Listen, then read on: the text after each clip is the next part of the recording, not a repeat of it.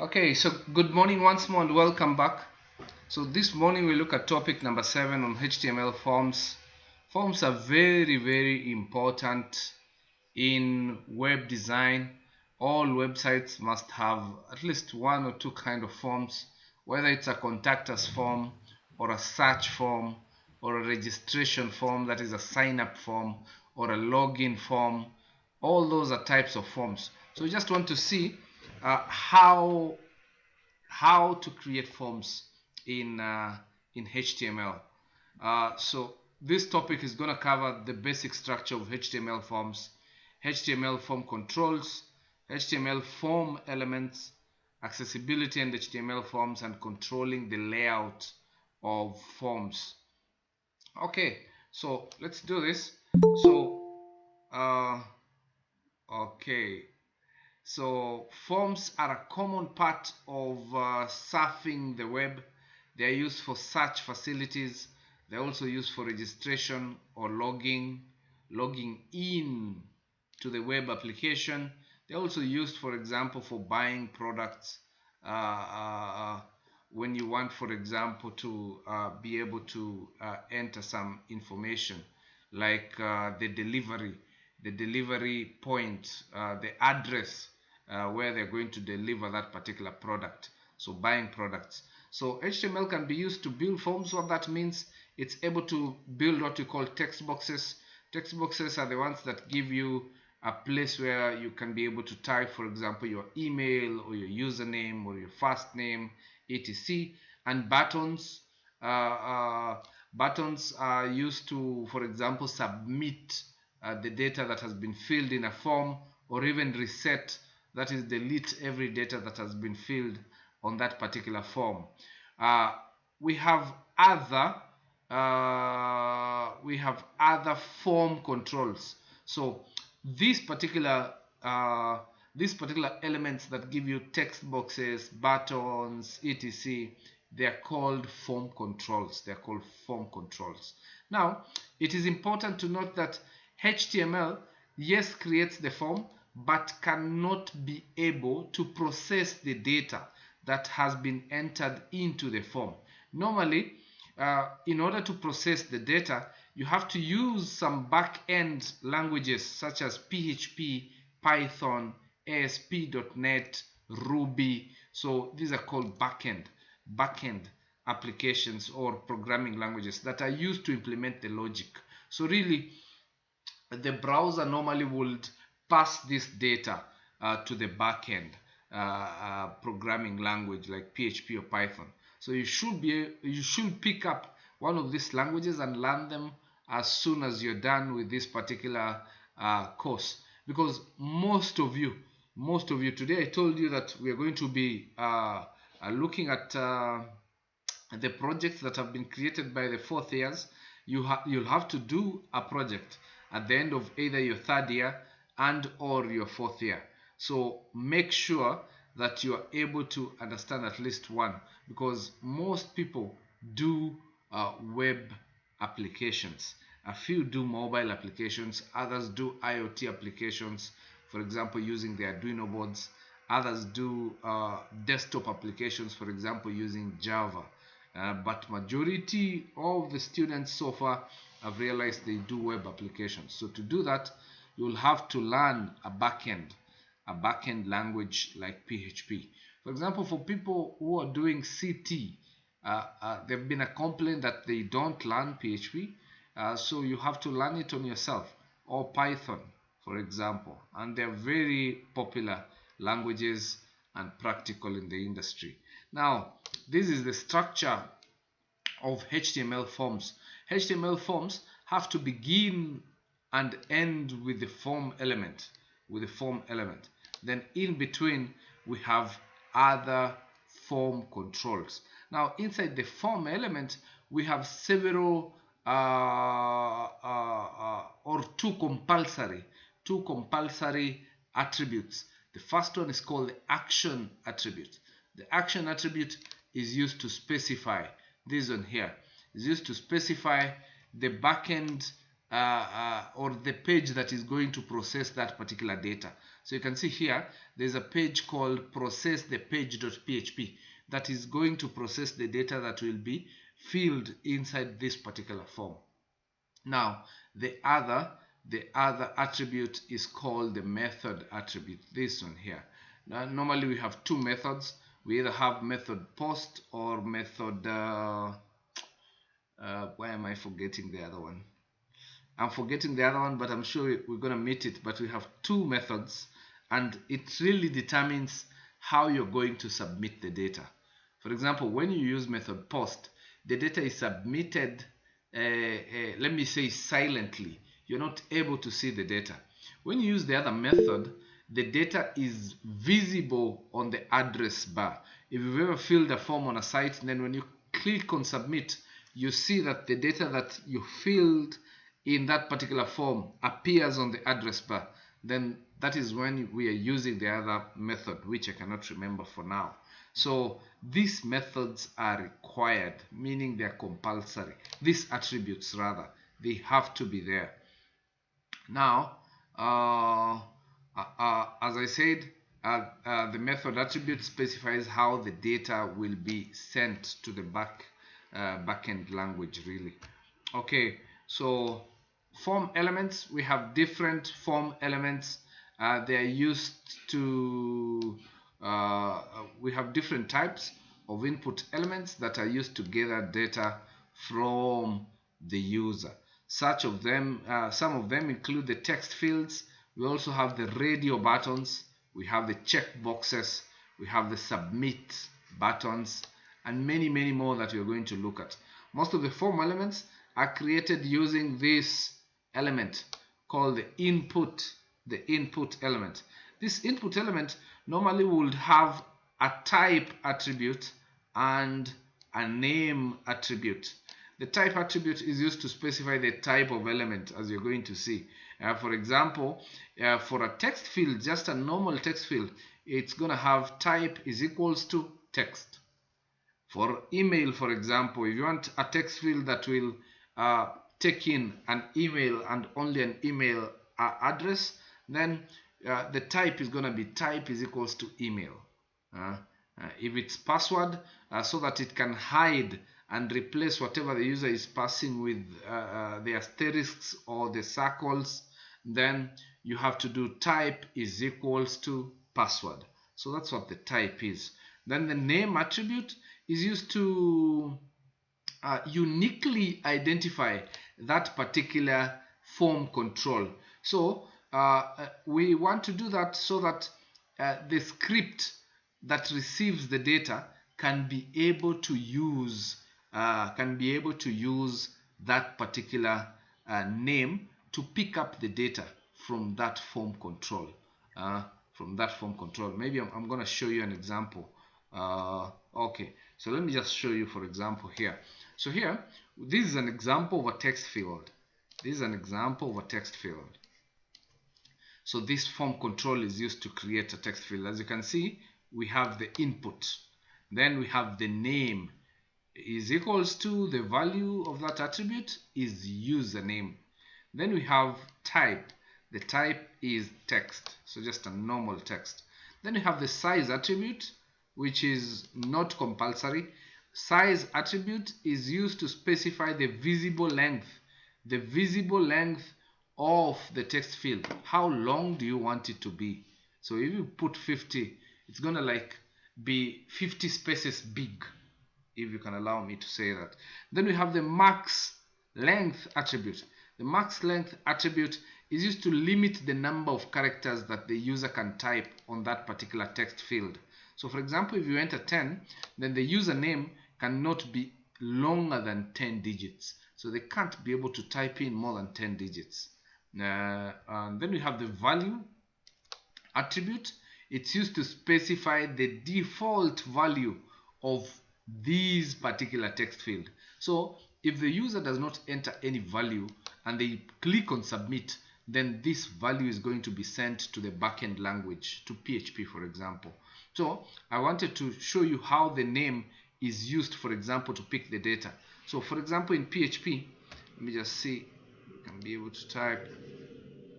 Are you still able to hear me? On PHP we create oh, that font is quite big. Okay. On PHP, for example, we create variables using the $sign. So for example, you have a variable called username. So how do you pick a value from the form that has the name username and store it in this variable?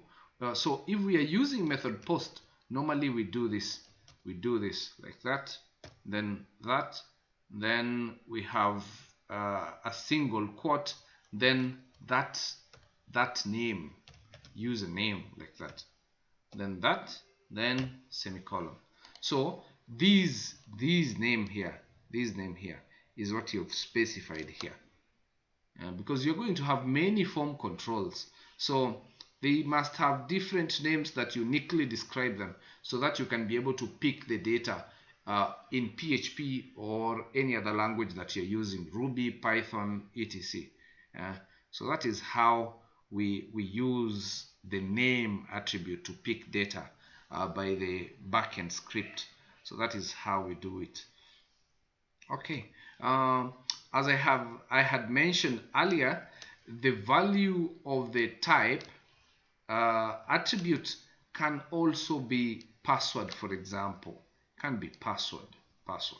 When it's password, then the characters that are entered by the user are going to be replaced with either an asterisk or some bullet characters like the circle, depending on the browser that you're using.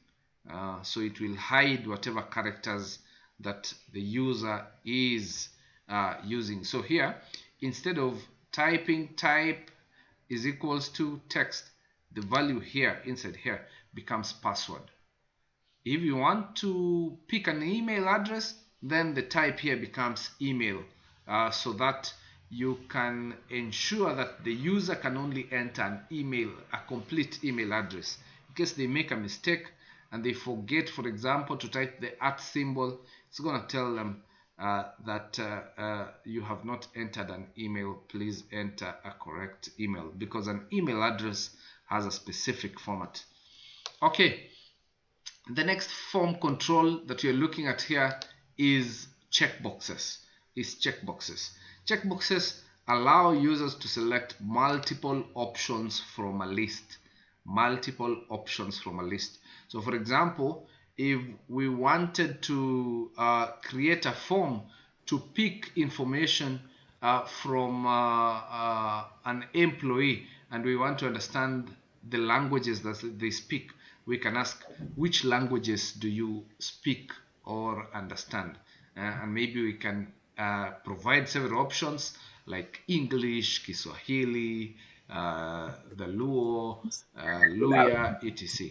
So if they select English and Kiswahili, then they are able to select more than one. So that is what a checkbox is used for selecting more than one option.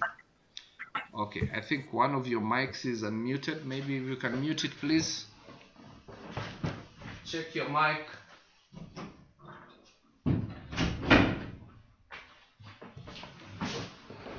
Okay, thank you. Okay, so this is an example of how we can use a checkbox. So here we're just asking a question. I regularly do the following exercises. Then we are providing some options. Now to do that, you have to use the input element. Then on the type, you have to enter type checkbox. Now after doing that, you have to specify some options. How to specify those options is like this. So that's the first option we've provided. This is the second option we've provided.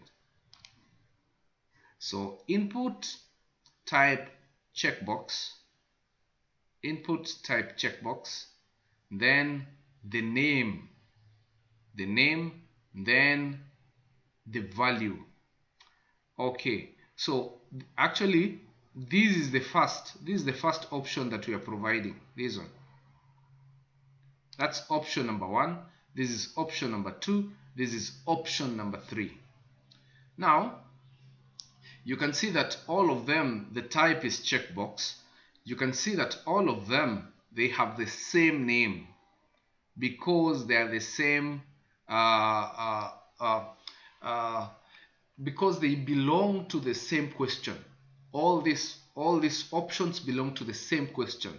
The question is, I regularly do the following exercise. So the name is the same. But if you can look keenly, what is different among these 3 options? What is different is the value. So here we have walking, here we have running, here we have cycling. So it is the value that is going to be picked as the data if that checkbox is selected.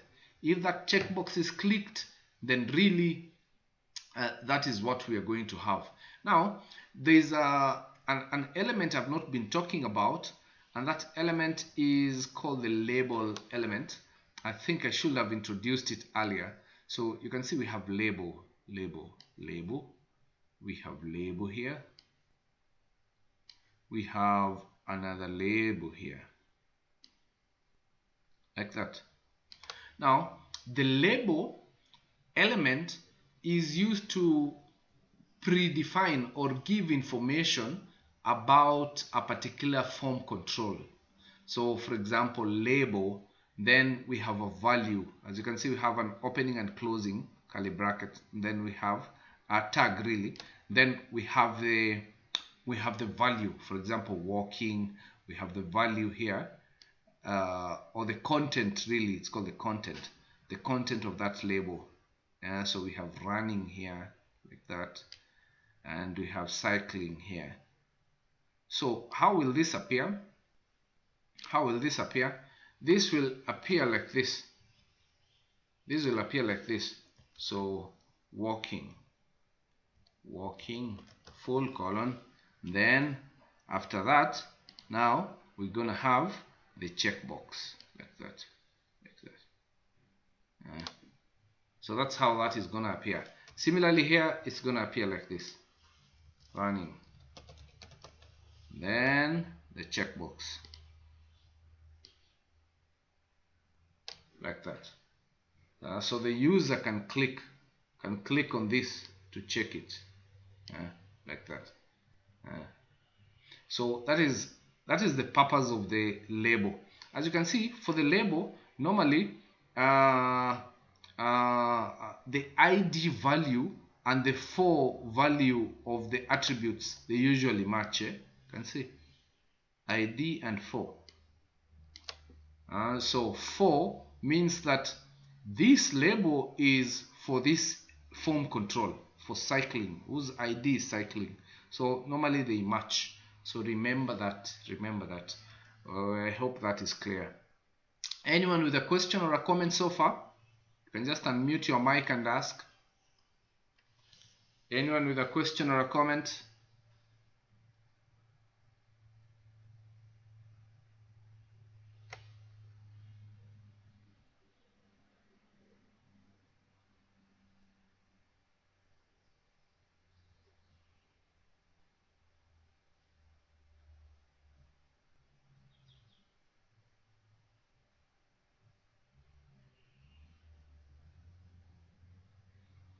Okay, can you still hear me?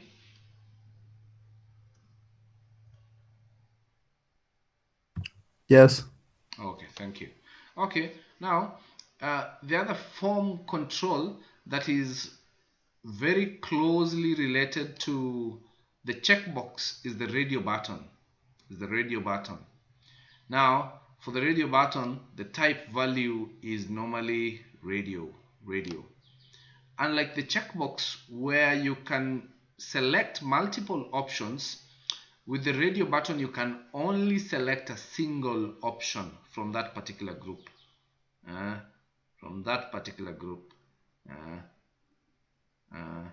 So for example, gender. So you can either select female, male, or other, but you can select both. So that's how we use the radio button. So in this particular example, for example, we have a question: which of the following has stripes?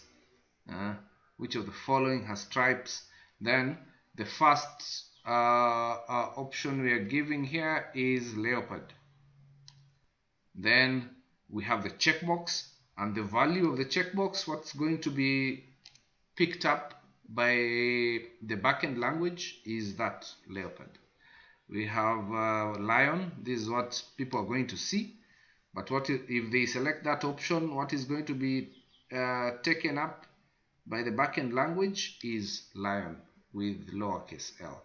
We have jaguar. So that is the value that is going to be picked. We have tiger. That's the value that is going to be picked. This one.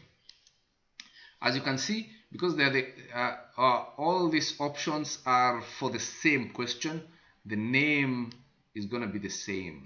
The name is going to be the same.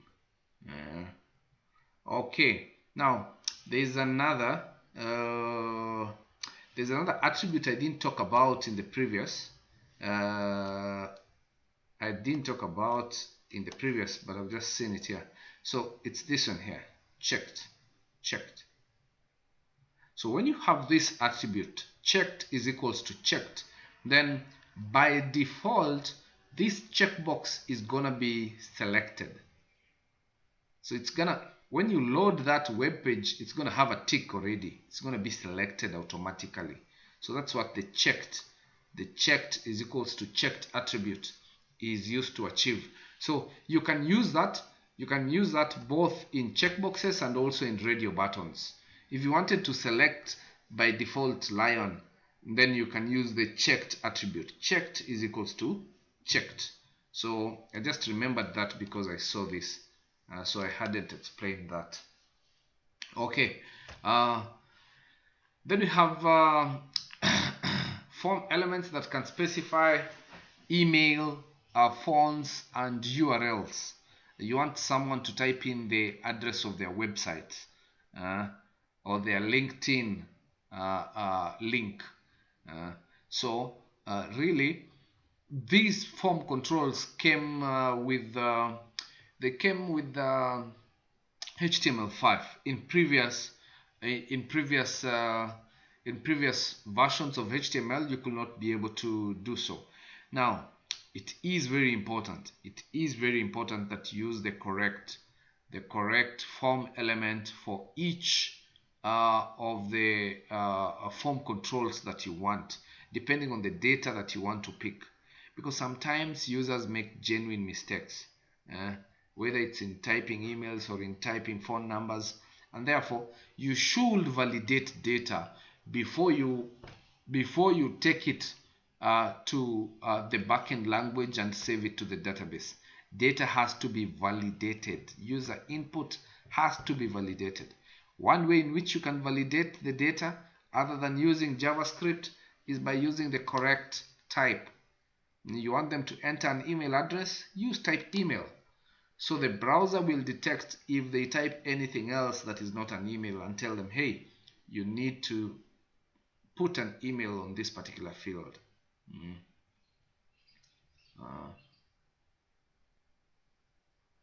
So it can be also type phone or type URL in order to pick the respective value. Now this is also very useful for smartphones. Why so?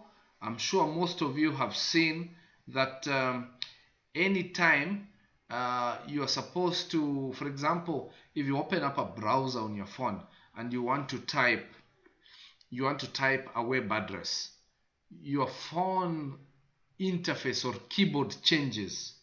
It actually now gives you the .com key so that you don't have to type .com. You can just press on that key and it's gonna complete .com. Similarly, when you want to type an email on a field that has the type email, it's gonna display the @ symbol. It's gonna display the @ symbol on the keyboard, even though on other fields like the text, it's not gonna display the @ symbol. So it makes it easier for people to key in data when you use the correct type value for the particular form control that you want for that particular data that you want to pick. So I hope that is very clear. Okay. Then we also have type search. Type search. So it indicates that the field is a search field. So the difference between the search field and a regular input field is that the search field includes what we call a clear functionality. Clear functionality means that when you type something on the search field, you can be able to either submit it or clear. Clear is delete. You just click a button and it deletes everything that is there. So that is the main difference between the regular input field and the search field. Okay, then we also have type number. So input, then type number. Now, when you use type number, then it defines a spin box. Type number is very important. It's important because it allows you to only pick numbers on that particular field. So you cannot pick a text. So for example, if you want a field that can allow users to enter their age, you don't want them to enter a text, you just want them to enter a number, or to enter the number of children they have. So you define that as type number. Other than type number, we also have type range. Type range also ensures that they enter a number. The only difference between type number and range is that one of them gives a spin box while the other gives a slider.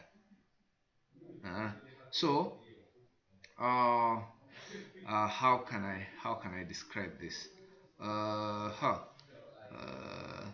So let me show you how.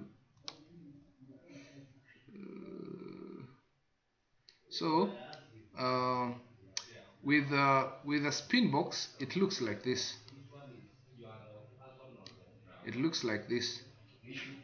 Something like this. So they can click on the upper arrow to increase the value of, or to increase the value. So here they're gonna have the value here. So when the user clicks on the upper arrow, then the value increases. When they click on the down arrow, the value decreases. So that is what type number gives you, a spin box. Now this other one gives you a slider. So you have your form control here, then you have a line here, and you have a slider here. So the user is gonna click on this and slide it. So as they slide it, the value changes. It changes from a certain value to a different value. Now that value is determined by the minimum, is determined by the mean and max attributes. So for example, when the slider is at the very end here, the value is 0. You slide it, it comes to 1 here, 2, 3, 4. At the end, it's 5. So that's how you use the mean and max attributes. They're used to restrict the numbers that can be entered in that particular either number or range field. This is important because, for example, if you're picking age, you know that no one has lived beyond 125 years. Is that the Guinness World Book of Record? Record as per now? I'm not sure. So you should research. If you're dealing with adults, for example, you don't want anyone creating an account if they're less than 18 years. So maybe the mean value will be 18. Max value 120, so that you don't pick bogus data. So that's why these attributes are important and should be used in order to validate data. Now, other form controls include, for example, type date. We also have type month, type time, type week, date and time, etc. Now, normally, for example, if you use type date, some browsers will give you a drop-down calendar when you click on that particular field. So you click on it, a drop-down calendar comes whereby you can be able to pick a date from that particular calendar. So really, that is what we call type date, and that's how it's used. I'm sure you've met it before. We also have type color. Type color is used to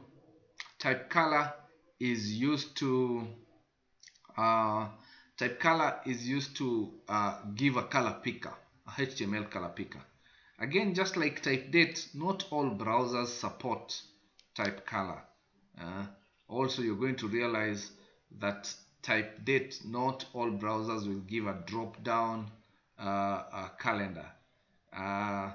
Just recently, for example, Mozilla enabled it, but for several years after that feature came out, Mozilla was not giving a drop down calendar. I'm not sure whether Explorer does it, so you should do the testing to find out if it does it. So type color is exactly used for that. Please note that in HTML and in CSS, we don't spell color like this. We spell color like this. So it is a common mistake for students to misspell color. Make sure you don't do it. Then we have the buttons. We have two types of buttons. One is used to submit the data, that is, send it now to the backend language. The other one is used to delete the data that has been filled on that form so that the user can begin from scratch again. So that is type submit. So normally we do type is equals to submit, or type is equals to reset. Then here the value attribute is used to give the information that is going to be displayed inside the button. So for example, here if I have a button, this is my button.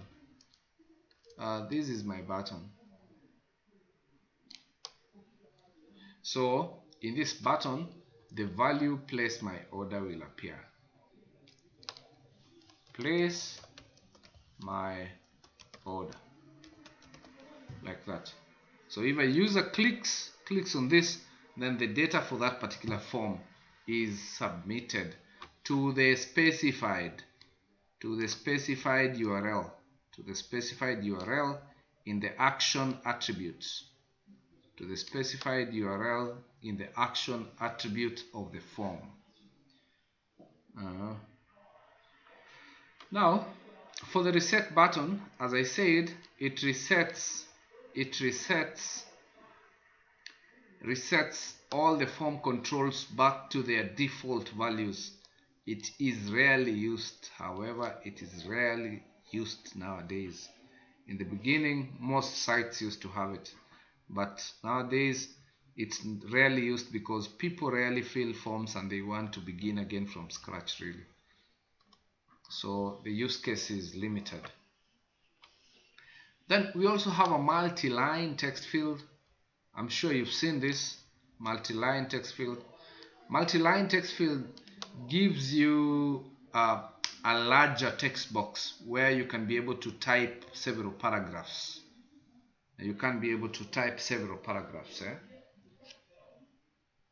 So for example, questions like describe yourself, or why do you need this position?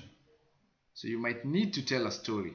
So a text box is limited in terms of the size of data it can pick and whatever is being seen. But a text box, a multi-line text field, is going to give you that. Now, to create a multi-line text field, we use the text area. We use the text area element, text area.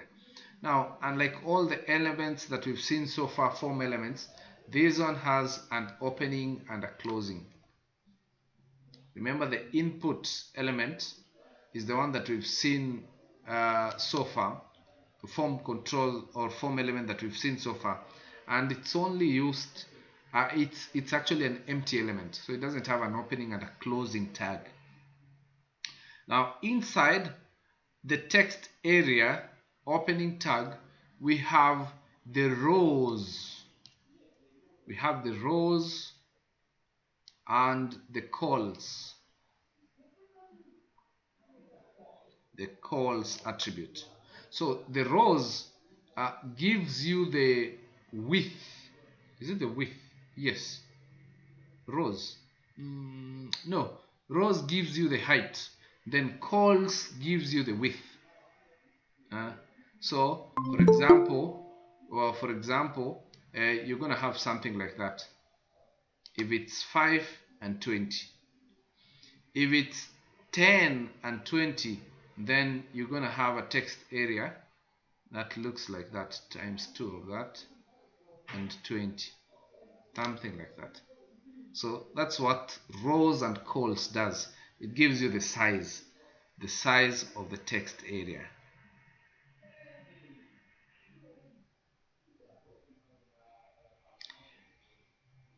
Okay. Any question? We're almost winding up. Anyone with a question or a comment?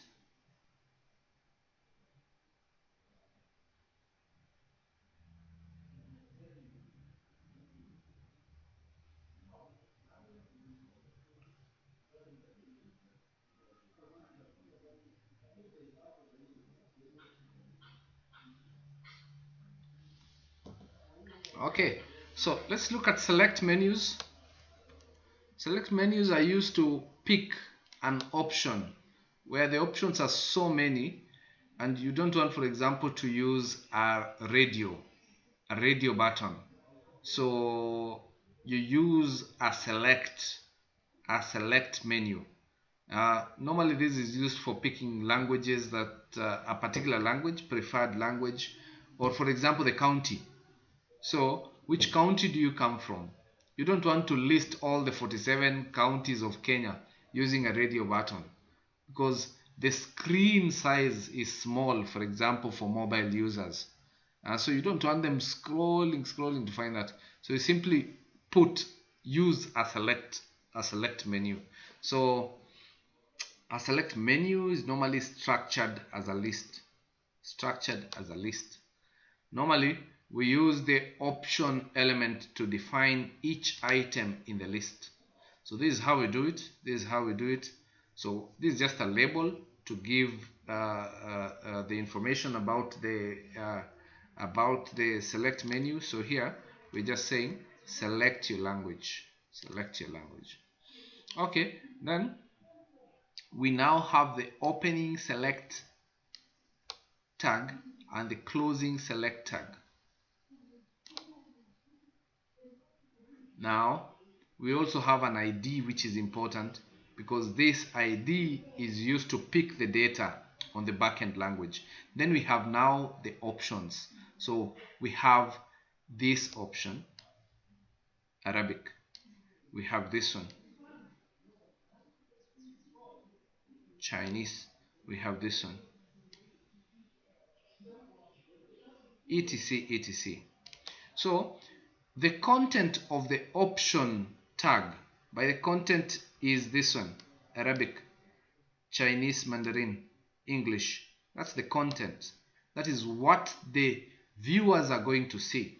But what is going to be picked up and saved in the database is the value, which is Arabic, for example, here. Here it's Mandarin. Here it's English. So I hope that is clear. Okay, so by default, the select menu works as a drop-down list. However, you can add the size attribute.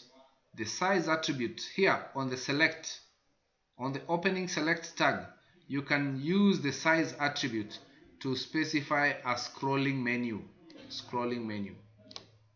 So if you say size is equals to 3, then it's going to look something like this. It's going to look something like this. Then with some options here. So the first options, Arabic. The next one, this Chinese, Mandarin, like that. Then the third one, English. Then for them to see now French, Russian and Spanish, they have to scroll. So that's what the size attribute gives. So if the size is equals to 3, the first 3 options are going to be displayed. Then for them to see the other options, they have to scroll. So I hope that is clear. Okay. So the label element was actually to be covered at this particular point. The label element is used to associate a text description with a form control. So the form control needs an ID attribute. That ID attribute must have the same value as the for attribute of the label element. So you can see here, ID and for, they are the same value, username, like that. So for them to be accessible, all forms should use the label elements. What we mean is that for every form control, you should create a label for it. Why? Because the screen readers are going to read this for the visually impaired people.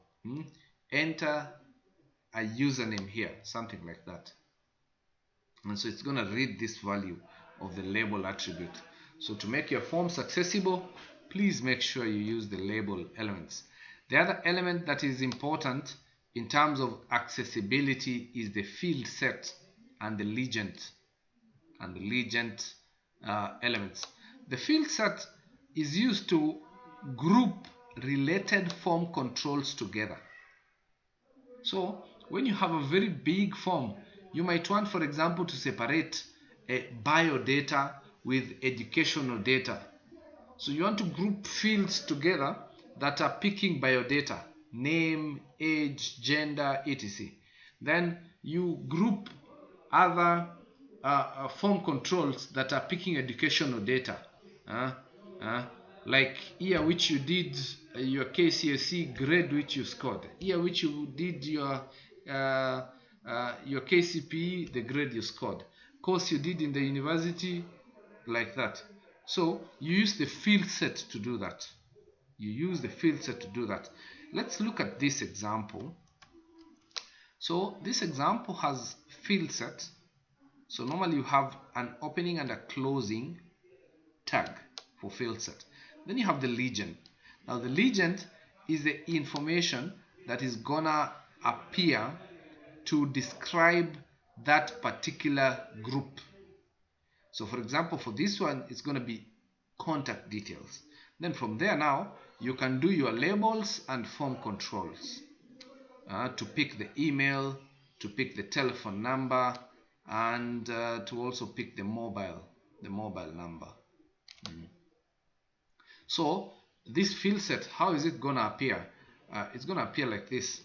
Let me see. It's going to appear like this. So a box like that. Then on this box, somewhere here, we're going to have the information contact contact details, like that. Then now inside this we are going to have email, like that. We are going to have telephone number, like that. Then you're going to have mobile phone, just want to type it as it appears, phone number, like that. Then of course we are going now to have these ones. So this is how it's gonna appear. So this is what we call a fill set. This border, this one, and the legend is just to give this. So it's used to group related form controls together, the fill sets. Okay, just like in hyperlinks, when we were learning about hyperlinks, we learned about access keys. An access key is simply a shortcut key. You have to type it together with one of the keys, either shift or control, in order to access that particular link. So you can also use it for forms. So how you use it is you use it as an attribute. So for example, in this input element, type text, if someone does Control E, it's gonna bring them into this particular text box.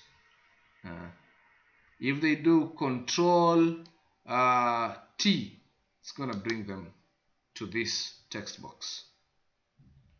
So that's what we call an access key. It's a keyboard shortcut key. You remember the challenges? The challenges of using access keys? The same challenges apply to when you're using access keys in forms. Then the next important attribute that we're finding for the first time, but I think we also learned about this, is the tab index. Tab index determines how you navigate through the form elements. So if you're on the first form element here, then you have a cursor. Your cursor is there, it's active, cursor is there. Now you have another form control element here. So when you press tab on your keyboard, then the cursor is gonna move from the first form element to the second one. If you have a third one here, same. You press tab again, it's gonna shift to this one. So like that. So that's what you call the tab index. So when you put tab index is equals to 10, then the next one, tab index is equals to 20, then it's gonna move from this one maybe to some others. If we have 11, we have 11, we have 12, then it's gonna go to those ones first before it gets to 20. So that's what we call tab index, and that's how it's used. So the tab index is used to break the conventional flow. It's important that you know how to use it. And maybe I can just give an example. Sometimes you want to use tables. Sometimes you want to use tables to lay out your form. So you might have a table that has 2 columns. So you have a table that has 2 columns. Then you have some form controls here. Like that. Of course with the label, I'm not just putting the label here. Then you have other ones here. So depending on how you want users to navigate, when they press tab, you might want them to come from this form control, then go to this one.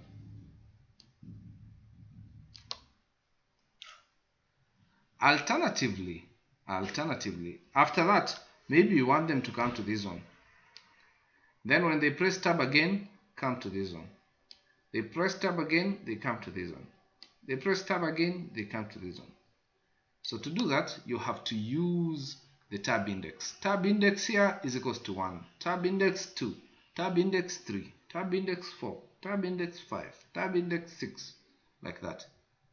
Otherwise, you might want it to flow like this, like this. Then this one, then this one, then this one. If you want them to flow like that, then tab index here 1, 2, 3, tab index 4, 5, 6. So that's just something from my experience that I thought I should share. Okay, so as we wind up now, form element, there's an attribute called the placeholder attribute. Very important. The placeholder attribute normally will place some descriptive text in a form control. For example, enter a username. And that's not a very good example as such.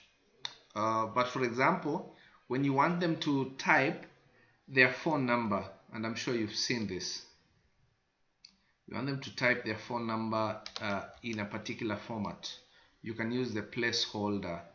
You can use the placeholder to give the format. So normally it will be grayed out a little bit. I'm just using a different color. I'm not sure whether gray is there. I don't have gray. They're just gonna see the format that you want them to use. You want them to use +254, then 7 star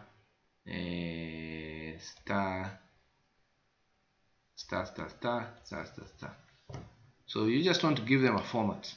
So normally what happens when they put the cursor, when they click in this form control, this value disappears.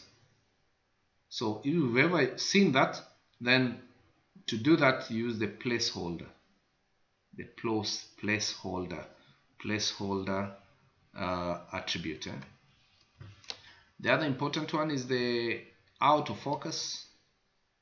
As the name suggests, the autofocus is used to place the cursor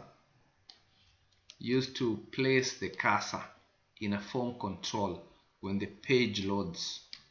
So automatically when the page loads, the cursor is gonna appear in this text field.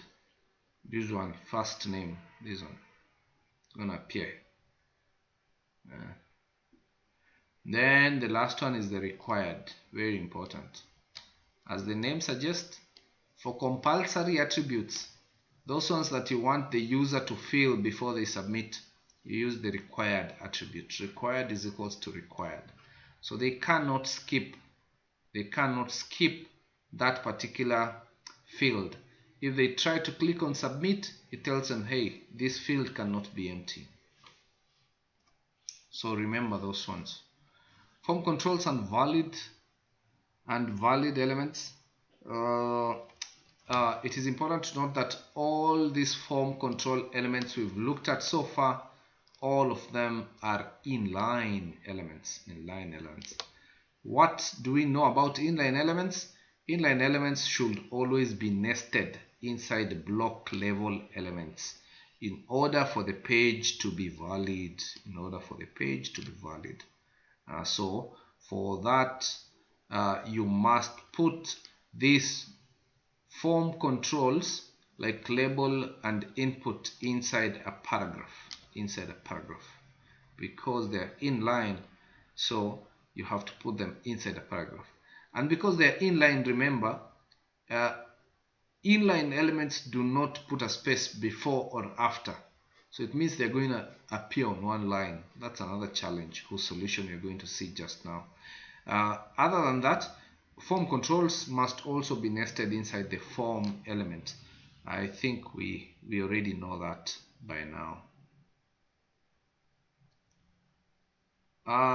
So CSS and forms, how can you format your form using CSS? it is important for you to use CSS to format your form controls, because normally they appear not so nicely by default. So for example, here we just want to use this pseudo class focus, this one. So input full colon focus, like that. So what we're saying here is that anytime a form control is active, that is, you've clicked on it, we want it to have an outline. An outline is just like a border. You want it to have a 3 pixels border. It should be solid and it should be red. So it's going to be different from the other form controls. That's how you know that, okay, I'm on this particular field at this particular point. So always make sure you style your forms to make them appear better using CSS. You can also change the width, for example, of all the type text. If any form control has type text input, the attribute is type text, you want it to have a width of 200 pixels. So you can always do that like that. For the form layout, how do you lay out your form? As I said, because they're inline elements, all of them are going to appear in one line unless you use a break. You can use a break element, or you can use a HTML table to lay them out, or you can use the float property to lay them out. So those are the 3 strategies you can use to lay out your forms. So this is just an example of how to use a break element.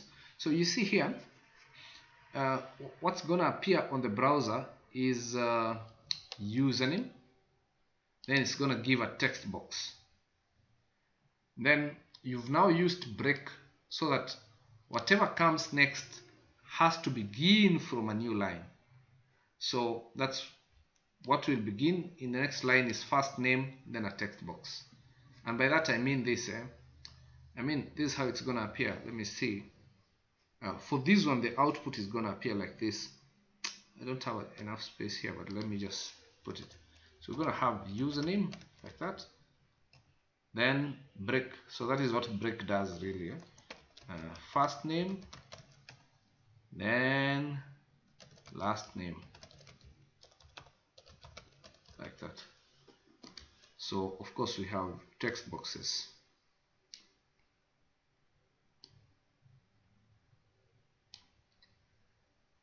So with the break, that is how it's gonna appear. Without the break, this is how it's gonna appear. Username,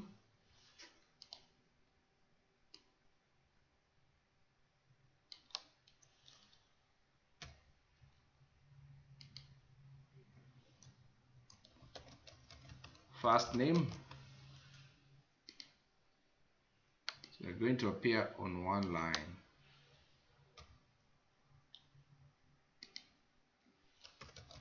Last name.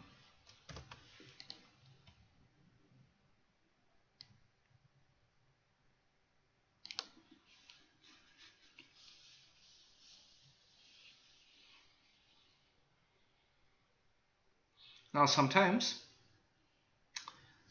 in fact, if this space, if they're still too close, you can use more than one break, so that instead of just using one break, you put 2 breaks here. So BR close, then another BR, so that you push it lower a little bit to create more space between the form controls, that space there. So that's just another tip. You can also use tables. For example, this table here has 2 columns. I actually showed you an example earlier. This one has 2 columns. So we have a row for each label control. So with no CSS applied to the table, then the table border is going to be invisible. So people are not going to see the table border really. So you can see we have a table, end table. Then we have a row. We have a row. Where is that row ending? That row is ending here. So on the first row, we have two cells. The first cell is holding the username. The second cell, that is the label. The second cell is holding now the second cell is here, is holding that particular input. Then here we have this.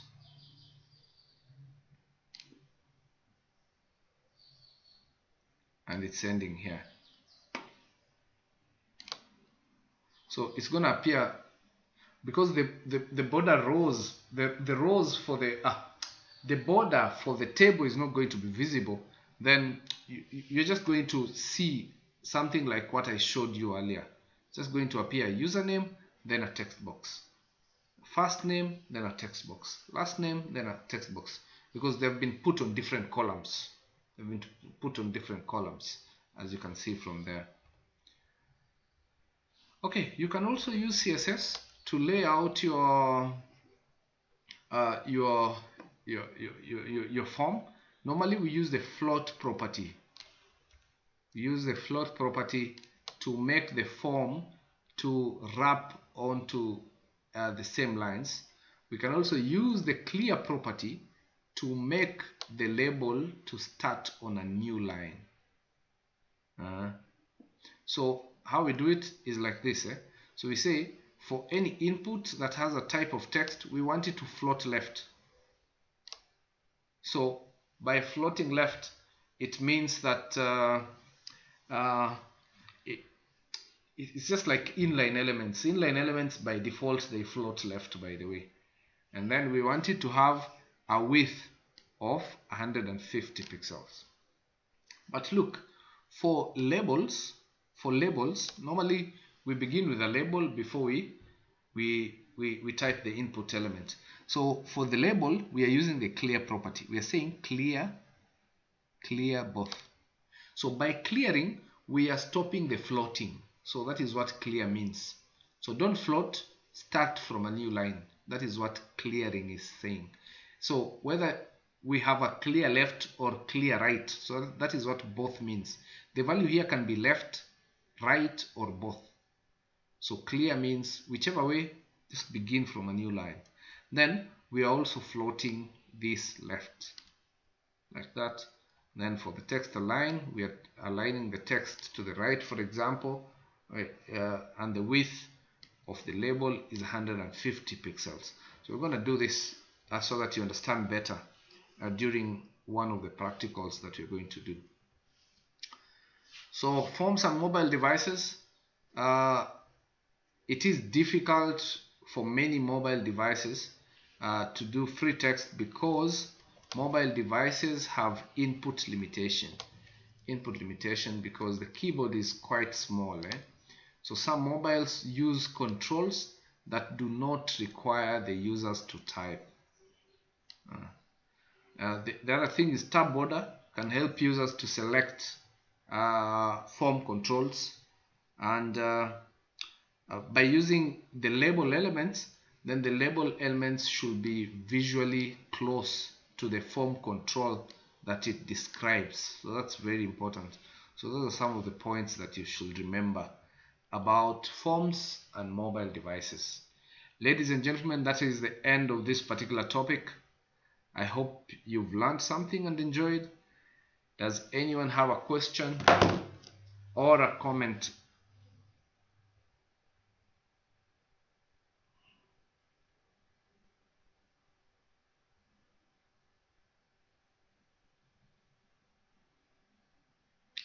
Anyone with a question or a comment?